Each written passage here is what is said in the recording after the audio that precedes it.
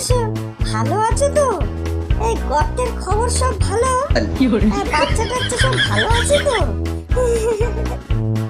হ্যাঁ গো দিদি, এই আমরা তো এই সবে তো গর্ত চেঞ্জ করলাম। আর বলো না, এই আগের গর্তটা যে ঘরের নিচে ছিল, আমাদের ইঁদুরজন সব বেশি হয়ে গেছিল, আর জয়েন্ট ফ্যামিলি ছিল, আর ওই ঘরের মানুষজন ভাত পেতে দিয়ে যাচ্ছিল, আর গর্তের সামনে বিষ মেখানো খাবার দিয়ে যাচ্ছিল। মোটে তো সেফ নয় এখানে, তাই নয়? তাই আমি মেয়ের বাবাকে বললাম যে যত তাড়াতাড়ি গর্ত চেঞ্জ করো। তারপর বললে বিশ্বাস করবে না দিদি, এই বাড়িটা এত ভালো যে মুখে করে খাবার টেনে নিয়ে আসতে পারে না। আর এত খাবার দাবার আনে প্রতিদিন।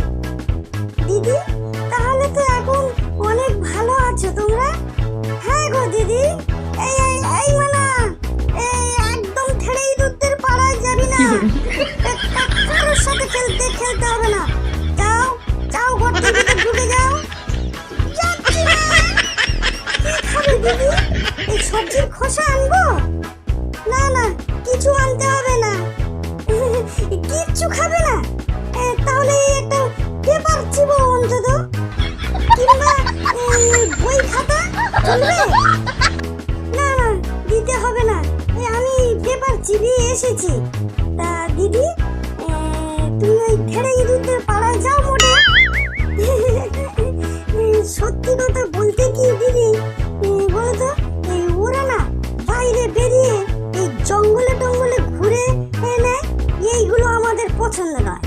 অ্যাকচুয়াল আমরা এই জন্মগত ঘর কুলে না, তাই এসব টোটো করে ঘোরা আমাদের পক্ষে সম্ভব নয়।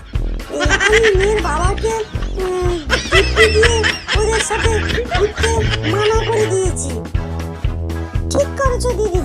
কেন বলো তো, ওদের সাথে আমরা পার হলে না কোথায় লোকজন দেখে ফেলবে, আর দেখে আমরা এমনি যাতে একটু ছোট মতো কোথায় এক্ষুনি মেরে ফেলে দেবে। ঠিক করেছো দিদি।